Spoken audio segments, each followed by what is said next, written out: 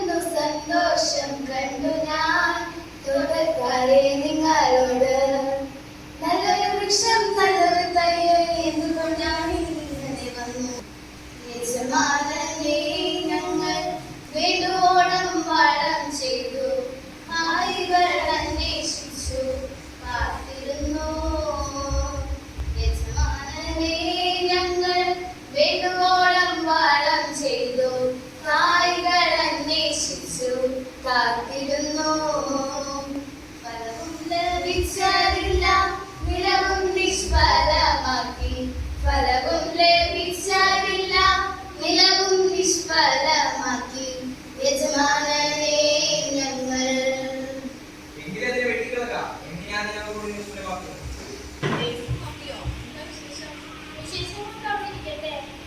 പരീക്ഷയുടെ റിസൾട്ടിലെ മാർക്ക് കുറവാണല്ലോ.